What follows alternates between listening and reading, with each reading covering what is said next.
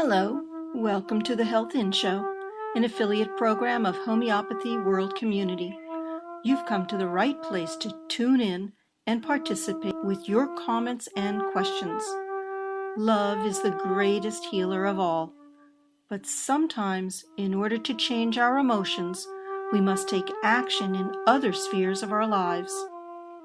We speak with experts in alternative and complementary health fields and hope you will benefit in some small or great way.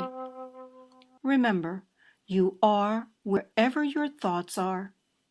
Make sure your thoughts are where you want to be.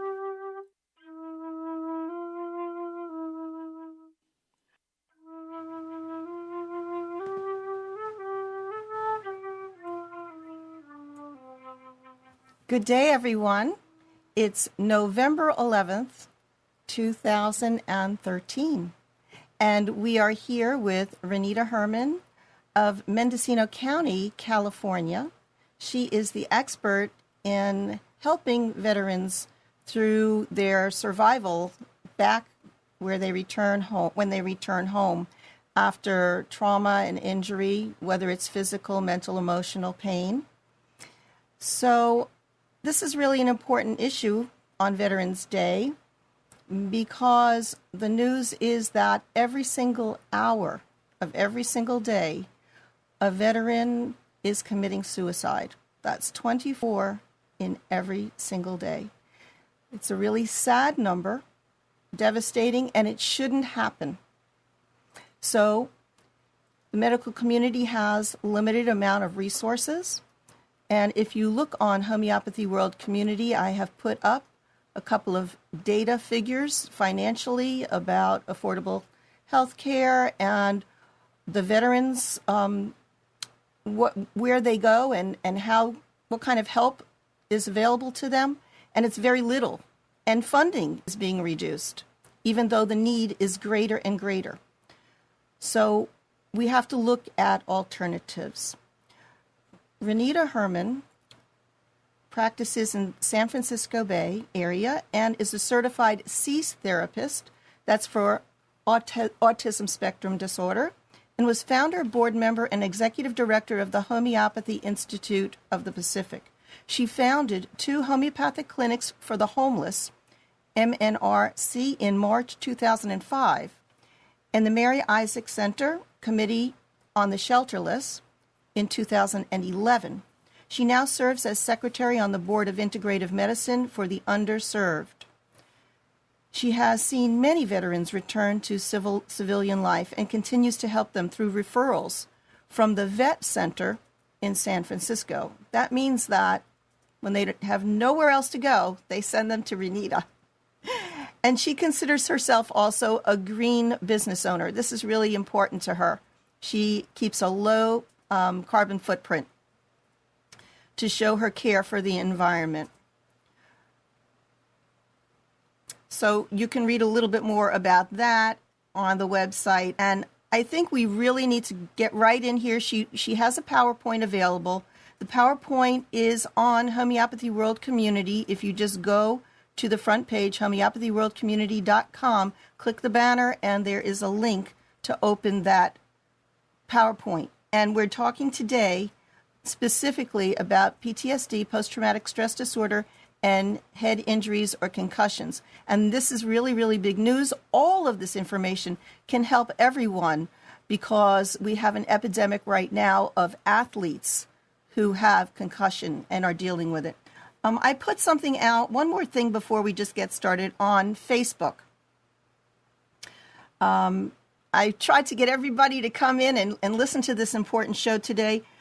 Mohammed Sawab of Pakistan, in his 20 years as a physician, has written a note. Arnica is the best remedy to treat head injury, especially in coma cases. If clots are found on the CT scan, then belladonna and glonine clear the clots very effectively. This is just a quote from him as a contribution to today's show from his clinical experience. All right, so we're going to really just get right into it, and I'm going to say very little today. Renita, And I want to throw out one more hello to Dr. Deepak Sharma of the Orbits Clinic in New Delhi. I know he has a new computer. He's on the chat today. Okay. Hi, thank you, Debbie, and thanks for having me on the program again. I want to say thank you also to the veterans that have served, and to extend a special thank you to the San Francisco Vet Center for the people that have been sending me clients and working with me, and on the wonderful group of veterans that I've come to know. And they're the most resilient and courageous people. They're giving again by helping us figure out how to treat them and how to help them. They're sharing their stories and helping others. So let's talk about what causes PTSD in general. And if you follow along on the PDF, it'll be helpful. So the triggers are multiple, and it can be from in any walk of life. Oftentimes, I know as children, we remember somebody in the family or some friend that had to be rushed to the hospital because they fell and hit their head. So it can be many different things. In particular, with veterans, it's the combat. And maybe there's a terrorist attack, or they have an IED that causes a head injury, but concomitant is PTSD with that. So it can be separate or together.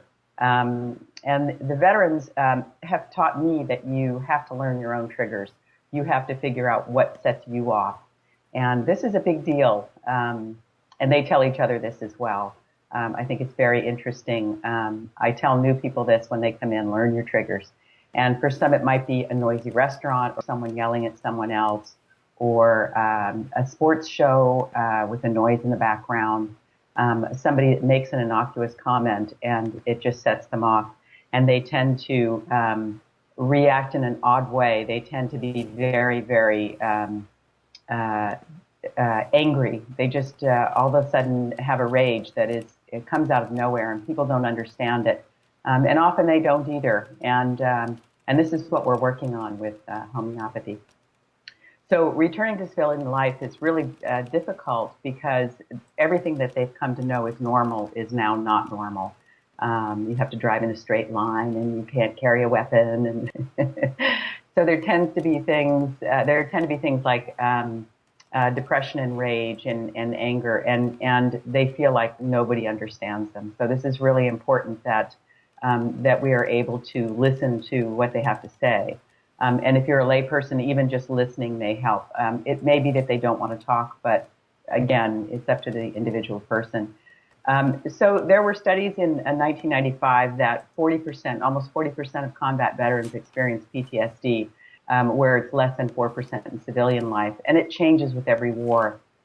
They have a greater chance of delayed onset, which means it doesn't happen right away. It comes later on. It may not happen in the first or second year. And I've seen this with people who have experienced trauma in civilian life as well. It tends to be the kind of thing that a person the body will go into a shock mode, and it'll stay there for a couple of years. And then as it starts to release, the PTSD shows up. They have a greater chance of unresolved symptoms that never go away.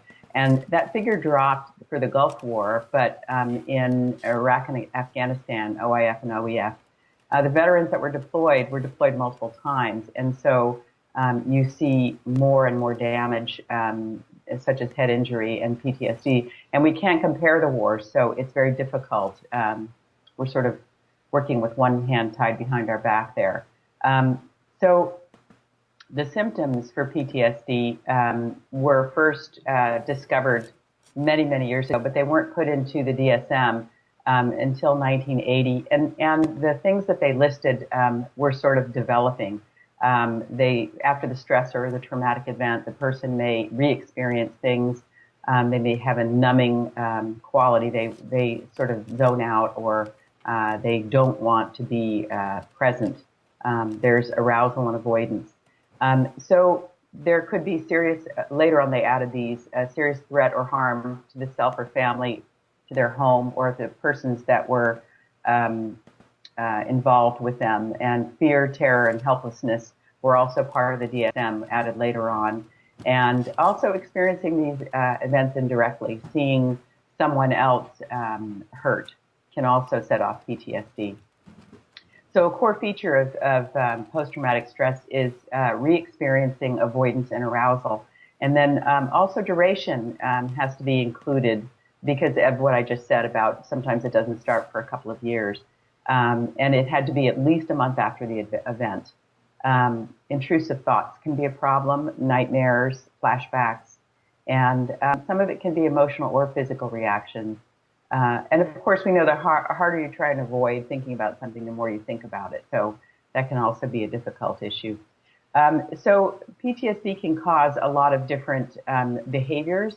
And if you see behaviors here that you think are related to PTSD, then I suggest treatment. Go and talk to your homeopath.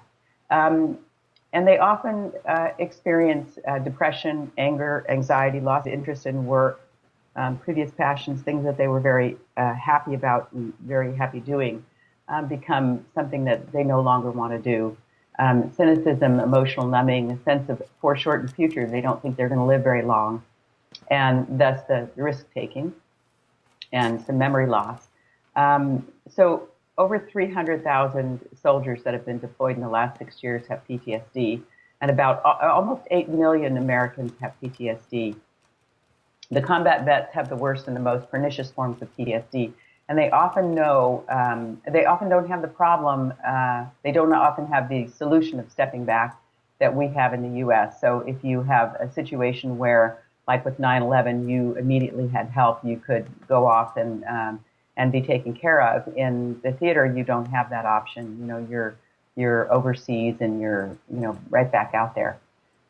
So the symptoms for PTSD can include many of the things on the 6th page, on the symptoms page. And then also, Leo Agninger pioneered the study of PTSD from torture and concentration camps survivors in the 40s. And he also studied the impact of trauma on children and teens and unnatural disasters of adults. Genet in 1889 taught that overwhelming experiences are accompanied by vehement emotions, quote unquote, which interferes with the proper information processing and appropriate action. And he thought this hyperarousal caused characteristic memory disturbances that accompany traumatization by interfering with information processing on a verbal symbolic level. So Freud also talked about this. Now, this was back in the 1800s. And so Freud, on the page 8 of our slides, he also adopted these views and suggested that the fixation on the trauma is biologically based. And what he said was, after severe shock, the dream life continually takes the patient back to the situation of his disaster, from which he awakens with renewed terror. So it is a physical thing. It's a physical thing, and they recognized this over 100 years ago. Is this what we think of when we say that an emotion can be trapped at the cellular level? Something that happened historically in the past in our life, even we as adults, even if we haven't been in a war, we re-experience our childhood experiences. I mean, it's embedded in us unless somehow we can get free from that. Yes, it's true. And we'll talk more about that later, about why that happens. Okay. So read this list of common attitudes in PTSD. And if you are a veteran and you're listening to this program and you feel that these things are taking over your life, then please seek help, because they don't get better by themselves. And it's very easy with homeopathy to help yourself by going to see someone. And if they don't know about the show, you can tell them to come and listen to Debbie Bruck's show, The Health Inn, and listen to it on, it's recorded, so they can listen to the show after the fact and know exactly what I'm talking about. And they can contact me and ask me questions as well, because it's very easy to get down off that ledge. And unless you reach out, it won't happen. So then the brain, the way we look at the brain on the, the 10th page of the PTSD PDF. I love these pictures. My sister did all the PDFs, by the way, and I have to give her a shout out because she never put her name on it. Ronnie Herrmann, and webbyron.com. Okay, so PTSD raises the cortisol levels and activates the sympathetic nervous system, and this results in low levels of GABA, which this is some of the reason why people can't sleep. The amygdala is enlarged and the hippocampus becomes smaller, and this is a problem because it sets the person into a situation where they can't resolve what happened, and I'll tell you why in a few minutes. The hypothalamus gathers data from all over the body and initiates the production of hormones that regulate the autonomic nervous system, which is the blood pressure, body temperature, and other key functions of the body.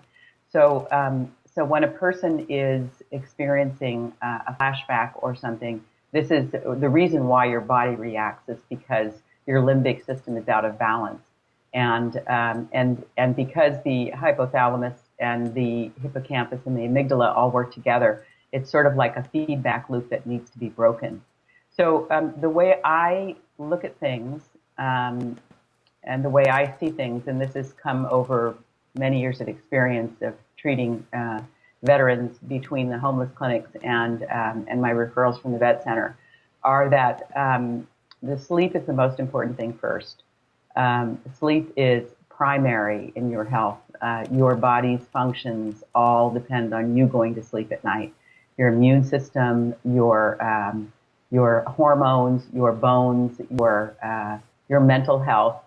Yes, Debbie, I'm looking at you. You're looking at me, and I understand why. You know, in a way, I have PTSD from not only listening again and again to all of the traumas that people go through and really feeling it in my body, and also being so stressed out to, you know, speak about this issue and all the different issues that I've been reading about in our world today, that I'm not getting the sleep that's required for myself to rejuvenate and have that immune system functioning properly. I know it's one of my goals that I'm working on.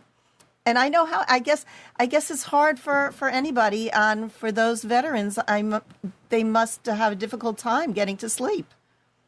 Yeah, and I'll tell you, there's some other things that come later on about sleep and why they don't sleep well. Okay. So my biggest thing is to give them aconite daily. They get a dropper bottle like this, and I label them. I have labels that I make up with my name and my phone number and what the remedy is, the date, and the potency. And they, after they have their first aconite experience for maybe 2 weeks, they will come back and tell me how they did. And I've not had one that has not said, "Oh my God, it helped me immensely." So the mental health is the next thing that comes. Do they have anger or rage, eating disorders? Do they have support? Are they talking to somebody? Do they have family support or professional support? And then we address any addictions or health concerns such as chronic pain, which can cause them to use drugs or alcohol or other things to help them. So chronic pain is a big one. One little thing that happens, and in homeopathy we can take care of those little things so easily. I'm sorry, we have a question from Yvonne from Lebanon. She asks, what dose of aconite was in that liquid bottle? What potency? And we will talk about that in a little bit. Okay, we go up and down. Okay, we'll hold on. Yeah, we go up and down, and I will get to that later. We'll talk about the aconites later. So then we address any addictions or health concerns, and things like blood pressure come down very well. Chronic pain goes away. And I don't suggest anything to them. I don't say you should get out and walk, you should go work out in the gym, you should do this, you should do that. They find these things on their own, and they talk to each other, and that's why support is so important, because something that I say may not carry any weight. Well, maybe it does, I don't know. But a lot of times their fellow veterans will be able to tell them, you shouldn't go to that place because the TV set sets me off. And they'll say, you were right, it was the TV set. So things things that they can share are really important. Supplements. I am a big. I got my master's in natural health, and to me, it's a big deal. I see a huge increase in health issues and a huge increase in resolving issues when they take omega-3s, vitamin D, and vitamin C. Vitamin D, I think everybody is low in vitamin D. It's a really, really important vitamin for us. It's very cheap and it's very small, and you can take them. I take like 8,000 a day, sometimes more. 8,000 milligrams of what? I use of? Yes, of vitamin D. Wow. And I've got people on 50,000. Also, a lot of autistic kids, 50,000. Wow. It's not unheard of to take your kilogram weight in vitamin D, and there's no downside of it. It's very, very cheap. And then cell salts also. If you're a person that uses cell salts in a practice, if you're a homeopath that uses cell salts, I find that they're very good for people for liver support. Things like if a person drinks a lot, nat cell salts. Say that really fast. And some other cell salts as well, depending on the person. So for the veteran, what is important in their outlook is, first of all, sleep, safety, don't be unsafe, and sobriety. And that's their mantra. Those are the things that they're supposed to take care of. So when we talk to our clients, we want to see them go from talking from their head to their heart. So you say, well, how are you feeling? And they say, well, I went to the gym today. They don't answer you in the question that you asked. They answer a question of what happened, not how it felt. And so you want to look for that because it's a good key to, don't come near. They set up boundaries. And once they are able to access their emotions, that's a really good sign. And they go from the periphery to the gut. You say, how are you doing? And they say, oh, my arm hurts today. And instead of, well, I got a stomach ache I was really nervous yesterday about having to go talk to some people. And so that's another issue you'll see is they'll start talking about what the real issue is. And then passive to active. For instance, I went out to the store as opposed to I went out for a walk. So things, they recognize what's helping them and what's not, and they're able to communicate because they know that I'm not there to listen to them. Say I went to the grocery store to get some food for dinner. And when they can access it, they can, and we need to keep our eye on that. So the hippocampus works as an intricate memory data bank, and it forms, organizes, and stores memories, and it sets them in a space-time context and connects memories to the emotions and senses. And if this isn't available, it's very disorienting to a veteran, to anybody. So it's sort of like a file cabinet where if the memories go in shredded, then the person can't access them. They can access parts of them and how they felt, but not what happened or when it happened. And so they have a hard time figuring out, the body has a hard time figuring out what is going on, and the amygdala is responsible for that. And they may feel like they're right in the middle of an event that caused the PTSD in the beginning without being there. And physically, of course, they know they're not there, but mentally it's very difficult to access those facts because as the amygdala gets bigger, the hypothalamus or the hippocampus gets smaller, and so they access only the parts that are the bad parts. And it's sort of a chicken and egg thing. They know that people with PTSD have smaller hippocampi, but they don't know why. They don't know whether it's a chicken and egg thing. Does the PTSD cause that, or is it the reverse?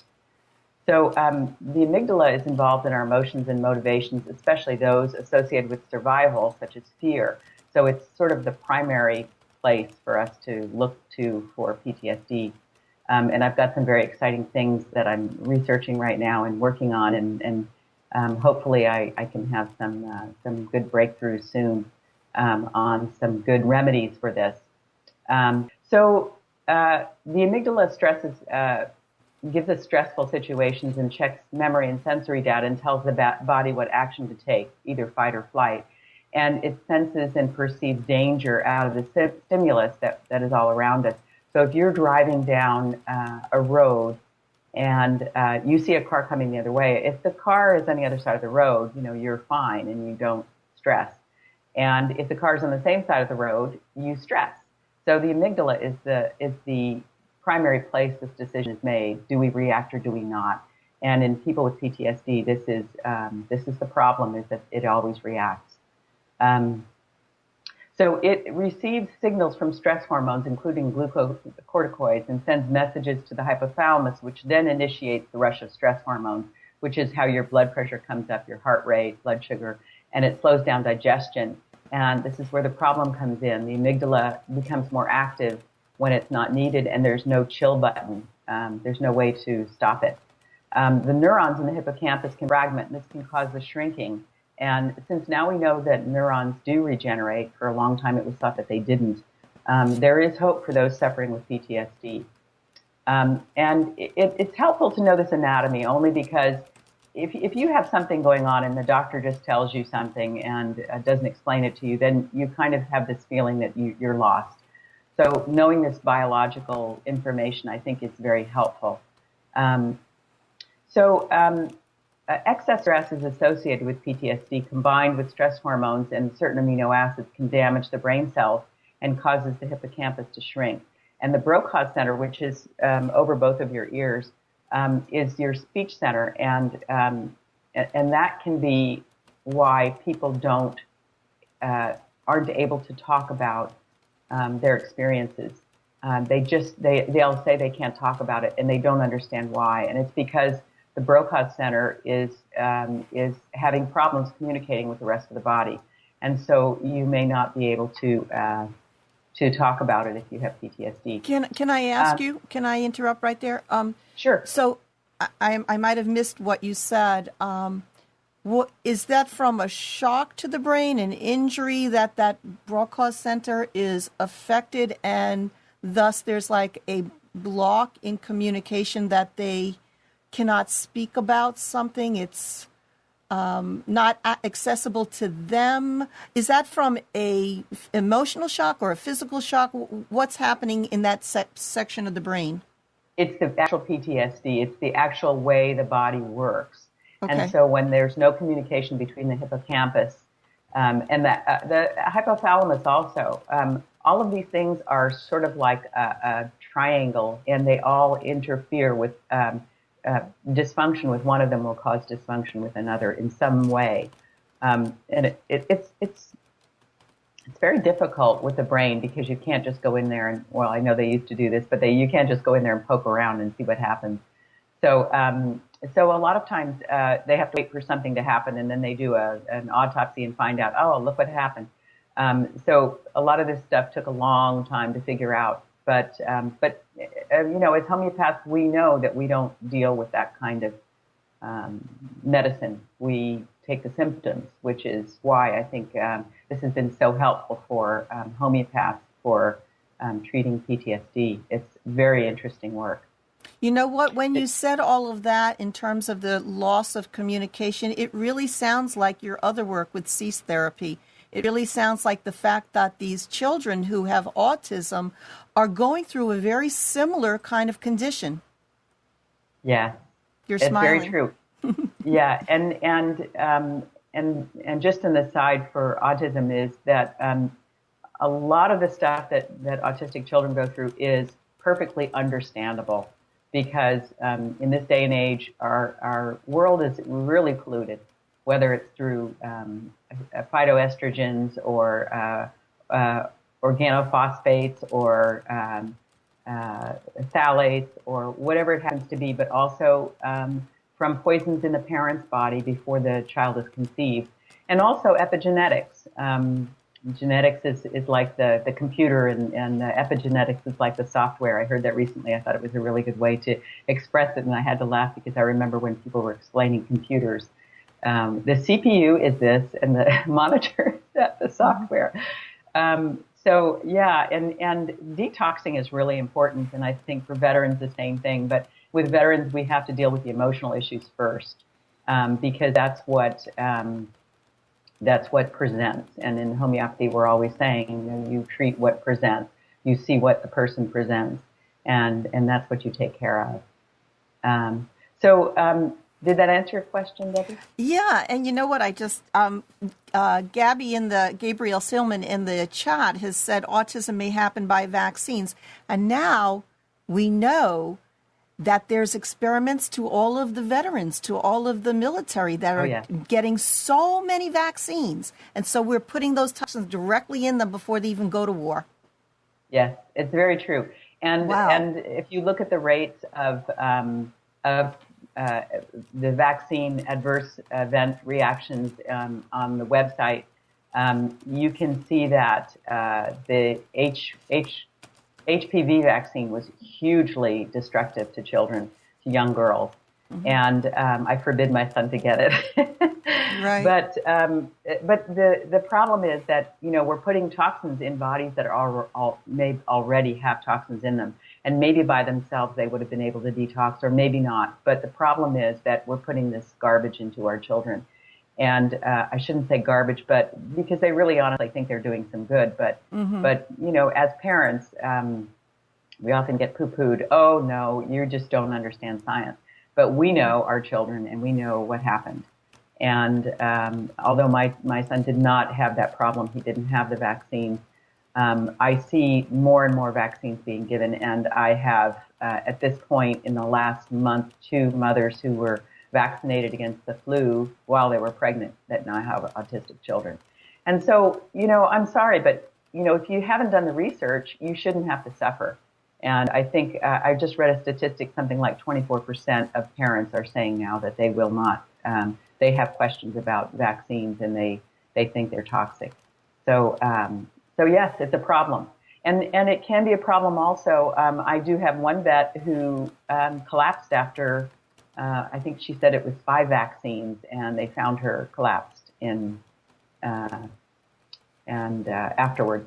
And another veteran told me they were 8, and he just went down the line, and they would have one person on each side, and you'd go up to the next station, and they would give you shots on both sides at the same time.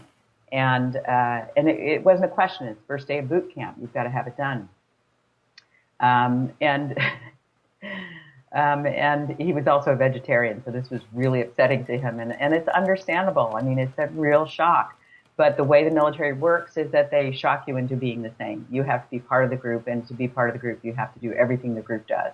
It's not time for individual think, it's time for group think. And so they kind of force this issue on the society of the people who are going through this boot camp, and considerably damaging in some aspects of people who don't understand. I think they should probably give a course to people that are enrolling in the military, saying, this is not the place for you if you're the individual that's off on the sidelines. And so anyway, so to get back to it, so people with disturbed sleep, it appears to be related to hyperarousal, and there's increased sleep latency, more awakening, less total sleep time, and less REM, which is very bad. If you give people, I did research for my PhD in sleep, so sleep is a very key point for me. Okay. So researchers found that PTSD patients are exquisitely sensitive to non-specific auditory stimuli during sleep. The autonomic arousal seems to precipitate nightmares about traumatic experiences, and the body goes to sleep, but the brain stays awake. And this is a common symptom in the people I've seen. And so what happens is it'll be really quiet, but one little thing will happen, and the veteran will wake up. The veteran with PTSD will wake up, and it'll cause a nightmare, some little stimuli, because remember, they're in this acute state. They're in this aconite state for the homeopath. And this is why we give the aconite, because their bodies need to go to sleep, and they're not. So on page 19, we have, I think it's 19. No. I'm sorry, I skipped a bit. So my checklist, oh no, I didn't. Okay. What slide are we on? What number? We're on 19 now.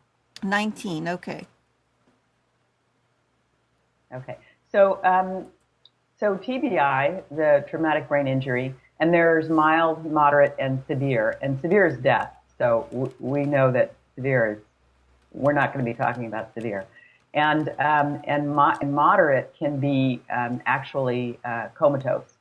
So what generally everybody has is mild, and this is people that are walking around with problems, and it's been called a silent epidemic. And as I said in the beginning, everybody knows some kid that fell off out of the tree and got knocked unconscious or fell off their bike and or a TV fell on them. Oh, I meant to say that.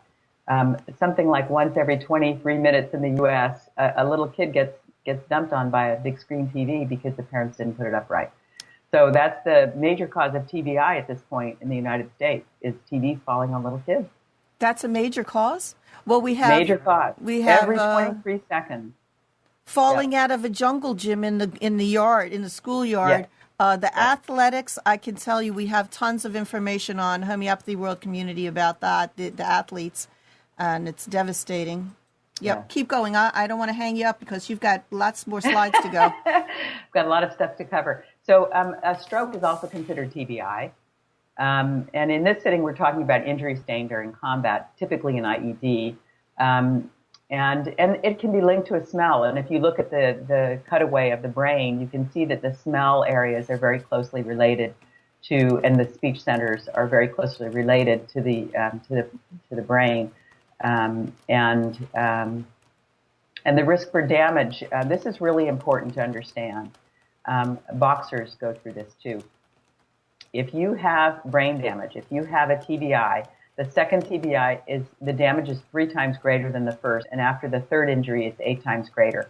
So it's cumulative. It's not, you get an injury and then you get better and then you get an injury. It's not like, you fall down and scrape your knee and then it gets better and it goes away. The brain has lesions and it doesn't go away. It stays there until the person deals with it. And this is why arnica is so wonderful. And we'll talk about that in a minute. So the remedies, now, if you look at page 20 on the PDF, my sister's given me some beautiful pictures of aconite, the aconite family.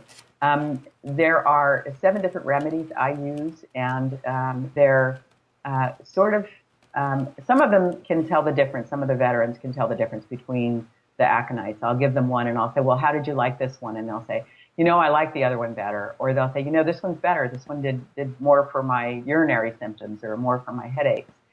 And then arnica, of course. Arnica is our, if you have no other remedy, arnica, I think, is wonderful.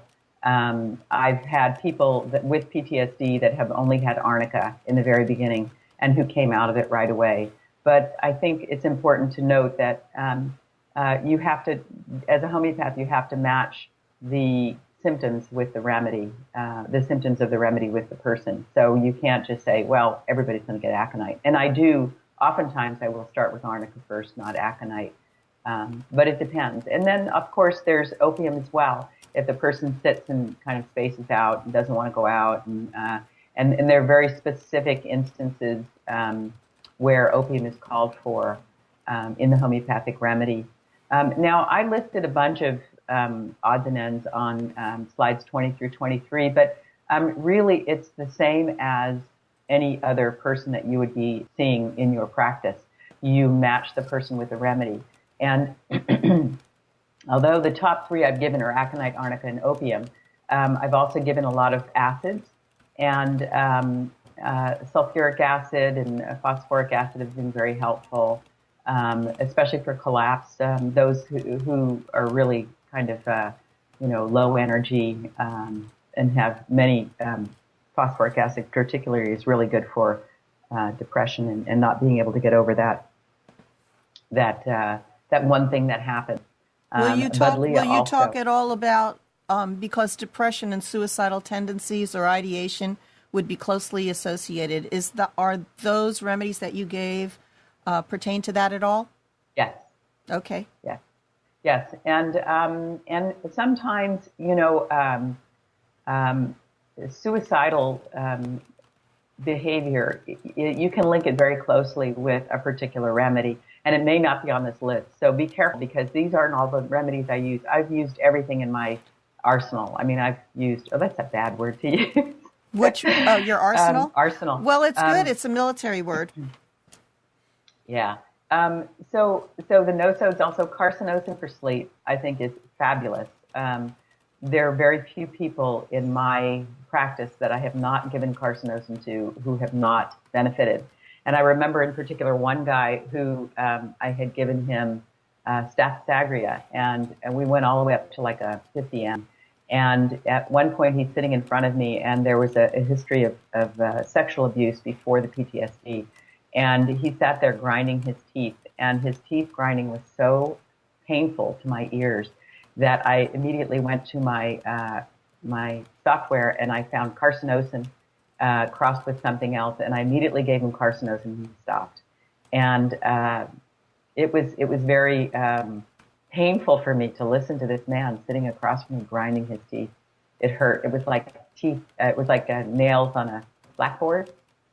So also the natron family is really good. And staph agria is very helpful for those. And I think sometimes we also need to see that those that are not going to be able to deal with PTSD as easily may be the staph agrias and the nat-nurs. So also keep that in mind, is that, maybe the reason that why this person is having this problem is because they are this remedy. And I shouldn't say it that way, but I know the homeopaths get what I mean.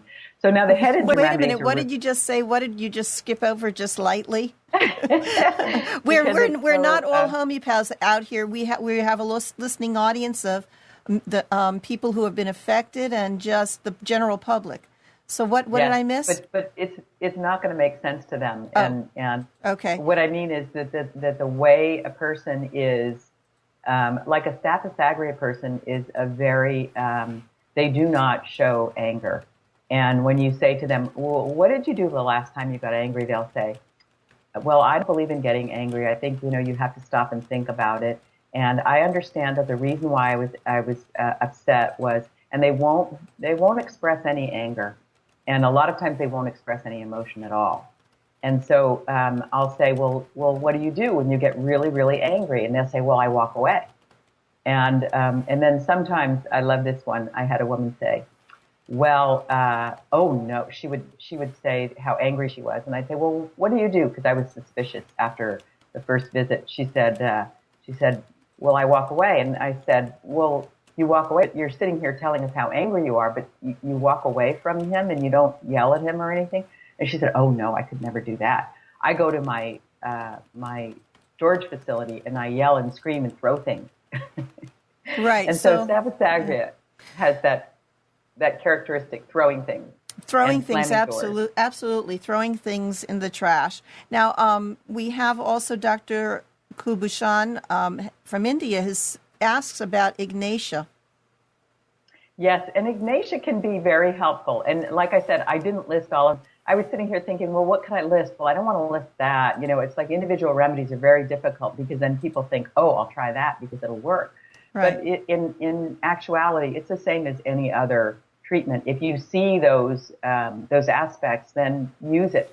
I had an Ignatia, a woman whose mother died 20 years earlier, who needed Ignatia, and I had given her nat-nur, and in fact, I was working with some other homeopaths. We'd all given her other remedies, and we finally gave her Ignatia, and it worked wonders.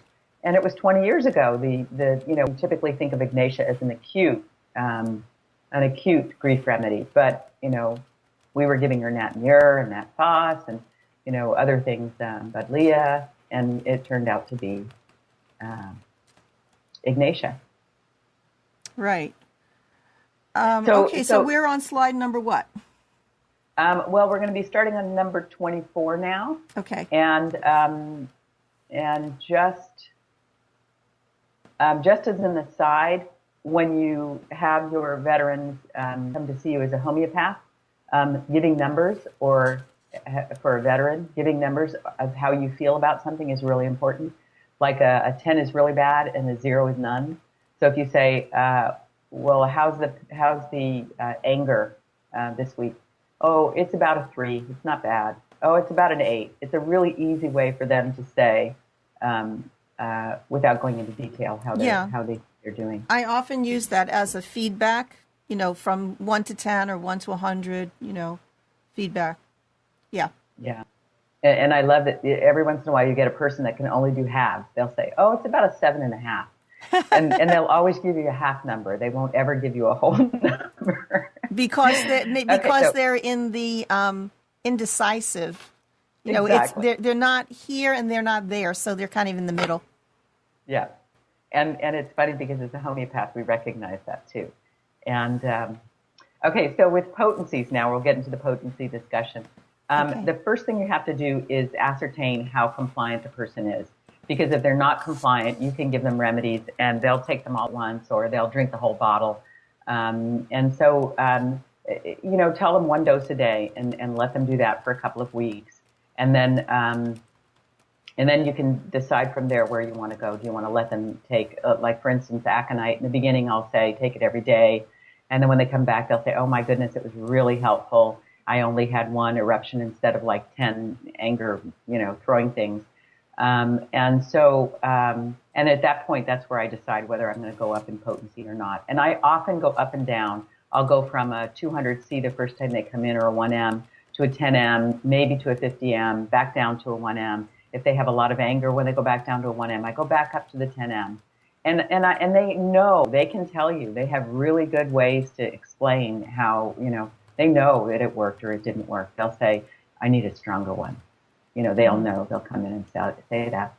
So I start low if the vital force if I'm uncertain about the vital force, if it's a weak vital force, if a person's been drinking heavily or has lots of toxins, I may give them a low dose daily, maybe a 200C. I don't think I've ever started with a 30C with aconite, but some of them I have. So what did you do? What did you say? Aconite? You start with what? With aconite, I generally start with 200 and above. Okay. And it can be 1M, 200 or 1M, until I'm sure that it's okay. And then I after that, I can tell them, if you want to take it with you, when are you set off? Okay, I'm set off about 3 o'clock in the afternoon when I have to get on the bus. And I'll say, well, take the aconite with you. And if you feel like you're starting to get upset, just, succuss the bottle and take a dose. And they'll say, oh my God, that worked great. And I'll say, okay, so now you know how to do it. When something like that happens to you, you go into the grocery store, somebody cuts in line, and you get pissed off, give yourself a dose. And it's very helpful. And then I think, and this is something I've come to over the last maybe 6 months or so, I think that people with PTSD that take aconite regularly, I think it's helping the amygdala and the hippocampus. I don't know for sure, but they seem to have more steady results than the ones that take it just when they get set off. And so I've started to tell people in the last 6 months, take it every day. So we'll see how that works.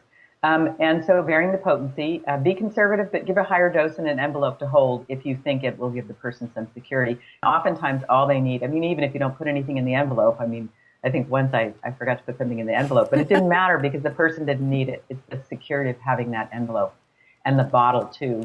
These little 2-ounce bottles. When I give somebody a 2-ounce bottle, it's like a security blanket for them. And if I decide that the person doesn't need aconite anymore, I may say during the intake, well, maybe you don't need the aconite anymore. And as they get ready to leave, they'll say, oh, I forgot my aconite. Yeah. So if they say that, then I just give them the aconite because, it's sort of a security blanket.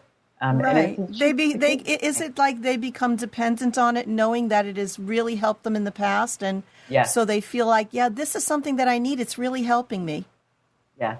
And I've got other people with that too. I had a man with vaccinosis who had a horrible diarrhea, who could not be away from the bathroom and had to wear Depends.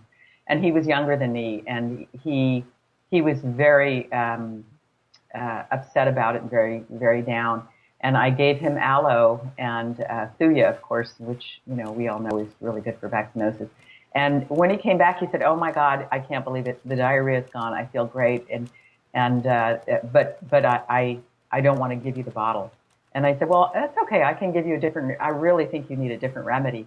And so I gave him a different remedy, and he said, but can I keep this one? So I said, yeah, you can keep it, but, don't use it every day, right. because you don't have diarrhea anymore, So it's hard. It becomes this really helped me after so many years of not having help. So it's cheap insurance, and they can see that, I tell people, if you don't need it, don't take it. But, if you get to the point where you really, psychologically you think it's helping you, then And I have a question. It's maybe a little off topic, and I know we're coming to the end.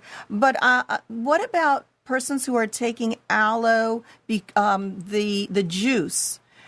Is that something that you ever recommend? And how does it work in terms of the similarity to taking it as a potentized remedy? There's no comparison, actually. Okay. Aloe in the homeopathic remedy, he had profuse diarrhea, explosive. He had no control over his sphincters. So, for that kind of diarrhea, the homeopathic remedy is the only thing that would work. Aloe can give you diarrhea in the real life aloe. Drinking it from the grocery store is not that helpful, but if you were to buy an aloe plant and take a leaf off of the aloe plant, and maybe if you slice the ridges off the ends and then fillet it, sort of, and then the active ingredient in aloe is inside the skin, and the pulp is really good too, and it heals the digestive tract. It's really good for people who have digestive complaints, but it can give you diarrhea. So you do want to be careful about that. The active ingredient, it's sort of like wheatgrass. You have to drink it right away. You can't let it sit. You can't put it in the refrigerator. So what I tell parents to do if they have autistic kids is, take a small leaf, buy a plant, take a small leaf. In fact, everybody should have it for burns. And scrape the stuff off the inside, put it in a blender with some juice or some water, whatever your child drinks, a shake. And have them drink it, and it's very healing for the intestine and the colon.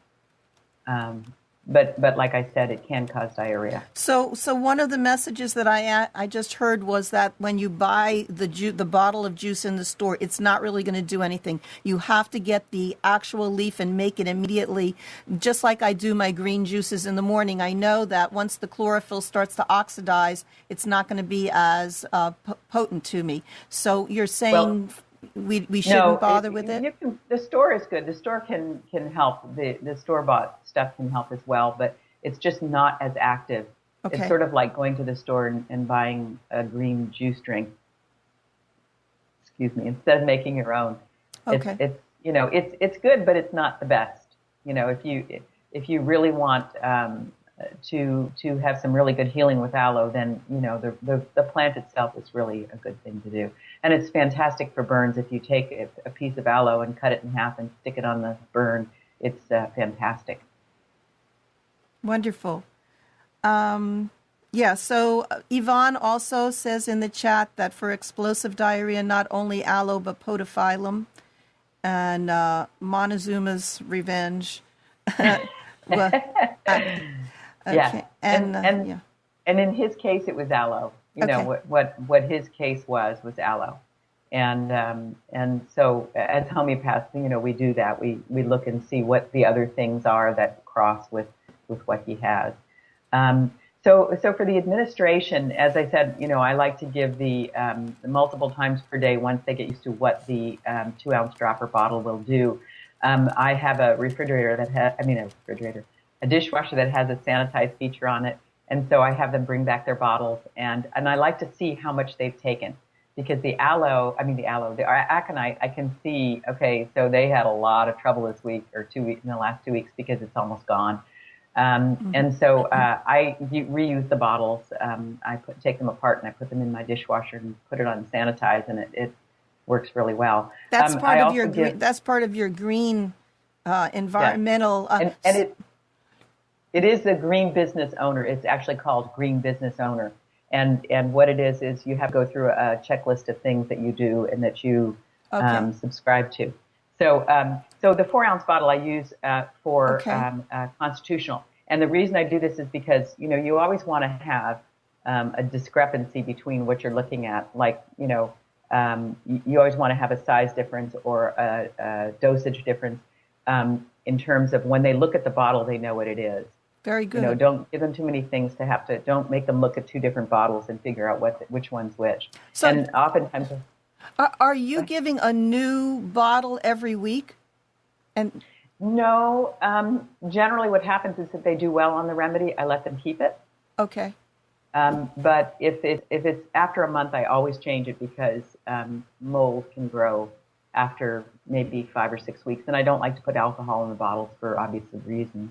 And sometimes I'll tell them, put that bottle in the refrigerator, keep that one, but I'm going to give you a new one, and if you don't like it, then go back to the other one. And that way they have a lot of control, which is really important, I think, is to give them control over their health. And so the best schedule I've found is every 2 weeks. They have enough time to develop a feel for the remedy, and not so much time that if something happens in the interim that they don't have something to, come back and talk about. And so I think aconite is good for the limbic system. I think it's really helpful. I've also started giving recently remedies in an envelope so that if they drop the bottle, I had somebody who dropped the bottle and just kind of freaked out. So I like to have them have something just in case, and oftentimes they won't use it, but it's important. So a little bit more about the anxiety. Veterans are vulnerable to sensory information and failures of attention and memory interference because of the way the body, the mind takes in information, the brain takes in information, and they have trouble in engaging in the here and now. And so oftentimes you'll find that, you're talking to people who they're either always dealing in the past or they can't quite connect with things going on in the future. And we didn't talk about military sexual trauma, and it's very common. I find that a lot of times military sexual trauma, the beauty of homeopathy is that you don't have to talk about it. You don't have to talk about what happened. You talk about how you felt about it. You talk about, the result. And cognitive behavior therapy and cognitive processing therapy are good, but it takes a long, long time. It takes more than 6 months to start the therapy. It takes a person willing to process or revisit the traumatic event. And we don't need to do that in homeopathy. We can just take what's in front of us. So I think just quickly we'll talk about the brain injury mechanisms. A contre-coup injury is one where the brain is sitting in fluid, and when it hits something, the brain goes to one side, and then when it snaps back, the brain hits the other side of the skull, the cranium inside, and it causes a bruise, an injury. And you have a lot of people that have had car accidents understand this, especially if you've been hit from the side. So this is something that's really important for you to understand. People that have injuries like this or injuries to the brainstem will often be labeled as psychotic or neurotic or bipolar, and it's very difficult for them to get over this labeling. And it's really the brain. The brainstem has severe reactions to being disrupted, and they're usually emotional. So there was do we want to stop and take questions now? I'm going to have more, but well, we're at time. It's time. So do we have time to? She has about. There's a couple of questions. Go ahead. Okay. See if you can finish up, because I do have a couple of announcements to make also. So see how far you can finish up, and you'll have to come back again.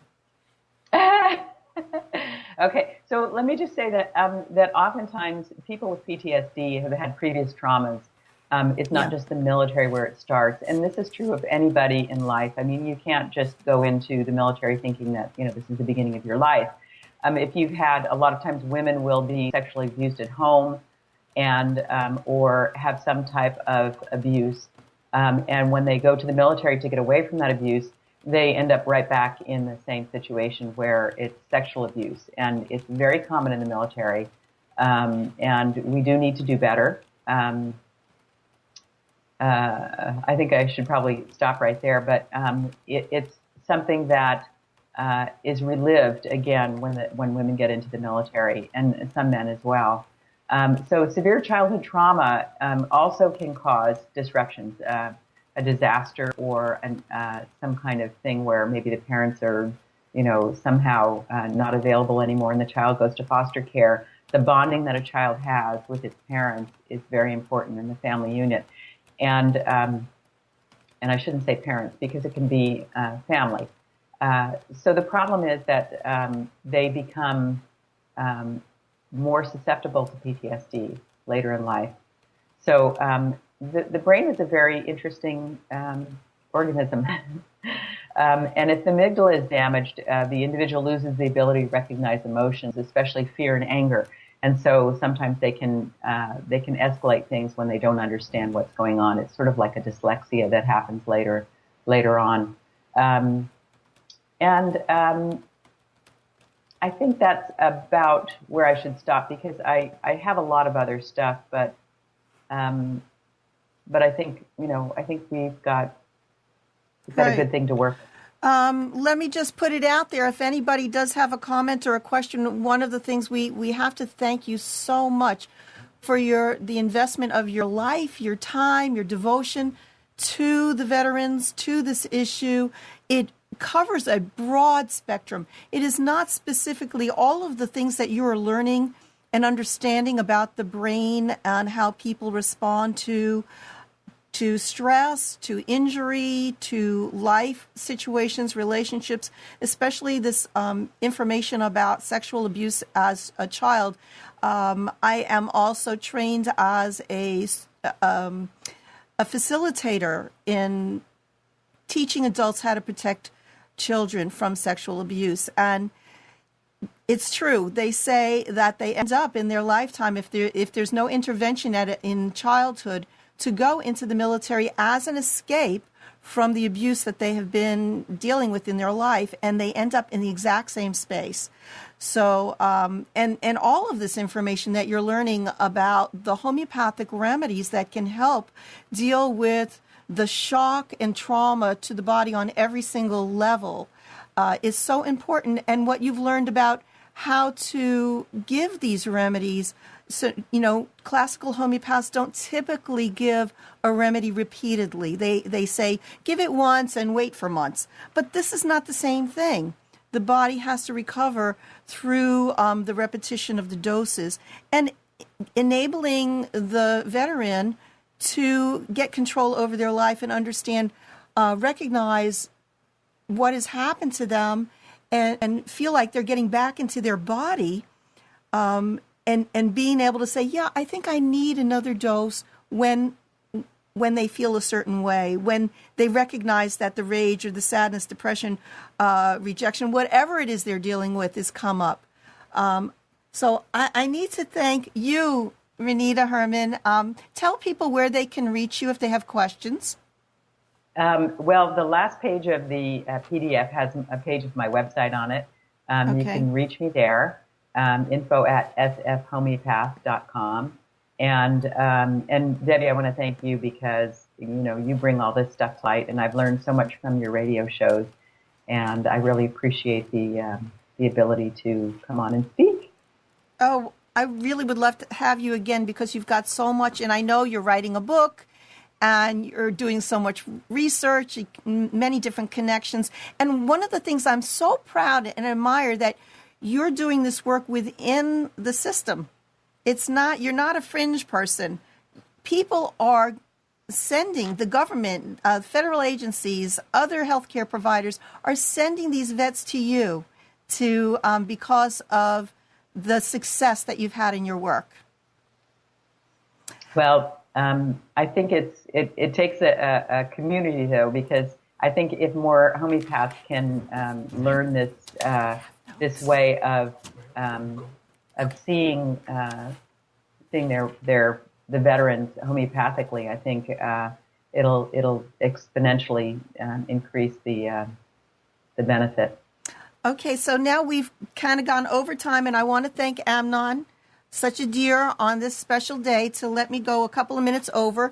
I want to also thank our sponsor, and if you look down there, Sunshine Sciences. This is a way to bring some light into your life, into your home, especially during seasonal affective disorder time, autumn and winter when we have less light in the air. And these things are marvelous. They bring full spectrum into your home. Next week, we're going to be having Maria Bowl talking about the emerging profession of homeopathy as integrative medicine. And on November 19th, Christina Munz will be with us on the Blog Talk Radio show talking about quantum mechanics, quantum energy, and homeopathy. And Complete Dynamics program is the one that I use to study my remedies, and it is available. There is a trial edition that is free, and for those who want to purchase it, go to Homeopathy World Community. Wednesday, Dr. Christina Chambreau is going to be talking. Now, this is kind of interesting connection. Click therapy to train behavior, to train animals, pets, and horses and others. They use a clicker, and that's how, like Pavlov, to train an animal to do things, and she's going to compare that to homeopathy and behavioral medicine. That's on Wednesday, Blog Talk Radio, 10:30 in the morning, Eastern Time. Thursday, Alan Phillips will be on Blog Talk Radio. We've been going 4 years now, every Thursday at 1 p.m. Eastern Time. November 18th, I'm going to be on another show, a Blog Talk Radio show with Joey. It's going to be talking about pain management for people who have chronic pain and a different kind of pain, like numbness, tingling, burning, and also it could be other parts of the body, so from either injury or trauma. And I think, 1 o'clock, if you stay tuned, Marilyn Shannon is going to be right here on, you'll have to go switch to Breaking Free. Right now you're on the Health In PHP, and you'll go to Breaking Free PHP, and you will see my great friend, Marilyn Shannon. She's going to talk to somebody who's lost 200 pounds. It should be exciting. So, thank you. Enjoy your day. It's an honorable day for the veterans. My main prayer, wish is what Gabrielle says: don't go to war. Nobody go, and there won't be any war. I agree with that philosophy 100%. And please take care. Sending tons and tons of love and waves of awareness to everyone. Bye-bye.